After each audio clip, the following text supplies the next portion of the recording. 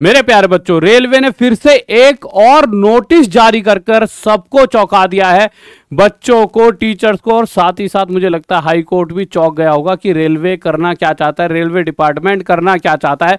एक तरफ रेलवे ने सबसे पहले एक नोटिस भेजा था, आप सभी को याद होगा, पहले वही नोटिस दिखाया था ये वाला, जिसमें साफ साफ कहा गया था कि मेरे भाई 17 नवंबर से पेपर होंगे। परंतु जैसे ये नोटिस आया उसके कुछ दिन बाद हाई कोर्ट का एक नोटिस आता है कि ऐसा नहीं हो सकता, पहले 30 अक्टूबर को कहीं ना कहीं सुनवाई तो हो जाए। ये तो नहीं कहा कि 17 नवंबर को पेपर नहीं हो सकता, परंतु ये कहा कि भाई पहले 30 अक्टूबर को पेपर हो सुनवाई होगी, और अभी तब तक के लिए कोई भी नई प्रक्रिया नहीं कर सकते हो आप, कोई भी नया प्रोसेस इसमें नहीं कर सकते हो, और अभी के लिए इस पे स्टे है। ठीक है मेरे भाई। परंतु फिर से एक नोटिस आ जाता है, और इस नोटिस के बाद कहीं ना कहीं ये तय हो चुका है कि आपका एग्जाम 17 नवंबर से ही होने के 99.9999% चांस हैं, या फिर ये कह सकते हैं 100% भी कह दें तो भी मतलब गलत नहीं हो सकता। कहीं ना कहीं चांस है कि 17 नवंबर से ही रेलवे आपका ग्रुप डी का एग्जाम लेने वाला है। अब ऐसा क्यों? क्योंकि एक नोटिस आया जिसके अंदर आपको स्टेटस का जो जानकारी चेक करते हैं वो वाला नोटिस जारी कर दिया है कि बच्चा अपना स्टेटस चेक कर पाएगा। और जबकि आपने देखा होगा जब भी इस तरह के प्रोसेस होते हैं, जब एग्जाम होने वाला होता है उसके कुछ दिन पहले इस तरह के प्रोसेस शुरू हो जाते हैं, और हम ये सोच रहे थे कि यार इस तरह की चीजें करनी पड़ेंगी, रेलवे 30 अक्टूबर के बाद करे वो, पर अभी से करने लग गया। वो इंतजार नहीं कर रहा 30 अक्टूबर की सुनवाई का कि वहां पर फैसला क्या आना है, जैसे कि रेलवे को पहले से ही पता है कि फैसला किसके पक्ष में आना है, या फिर उसे इंटरनल पता है, या फिर कैसे भी समझ लीजिए कोई बड़ी चीज तो है, रेलवे छोटी मोटी तो है नहीं, शायद उसे पता है कि फैसला उसके पक्ष में, और उसने स्टेटस जारी कर दिया। अगर आपको भी अपना स्टेटस चेक करना है कि फॉर्म एक्सेप्ट हुआ है, रिजेक्ट हुआ है, तो आप भी मेरे प्यारे बच्चों कर सकते हो। आपको वेबसाइट पे जाना है rrbapply.gov.in पर, उस पर जाके मेरे प्यारे बच्चों आप जैसे आगे जाओगे लॉगिन वगैरह करोगे तो लॉगिन करते यहाँ पे आ जाएगा, फिर लॉगिन कर दोगे मेरे प्यारे बच्चों आप, तो लॉगिन करने के बाद यहाँ पर वो आपसे मोबाइल नंबर मांगेगा या फिर ईमेल एड्रेस मांगेगा, तो आपने ऐसे ईमेल एड्रेस डाल दिया। उसके बाद आपने जो भी उस समय पासवर्ड बनाया होगा, 90% बच्चों उस पासवर्ड को भूल जाते हैं, पर अगर याद होगा तो डाल देना, और नहीं याद हो तो यहाँ पे फॉरगेट पासवर्ड कर देना।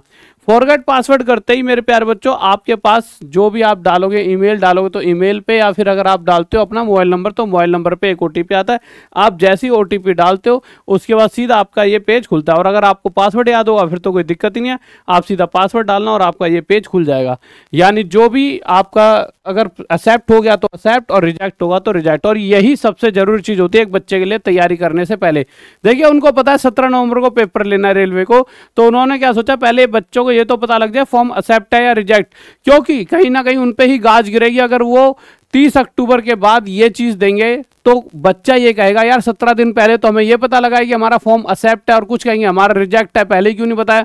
तो इन्होंने ये पहले ही दे दिया है, तो बहुत ज्यादा चांस हो चुके हैं कि आपका एग्जाम 17 मतलब कहीं ना कहीं 17 तारीख के आसपास आपका एग्जाम होने वाला है। अच्छा एक चीज और मैं इसमें आगे लेकर चलता हूं कि अगर आपको कोई और दिक्कत आती है तो अभी आप टॉप तक ऐप पर जाओगे, TOPTA टॉप तक ऐप पर जाओगे तो T100 कोड यूज करके आपको सभी बैचेस पर 100 रुपीज का एक्स्ट्रा डिस्काउंट मिल जाएगा।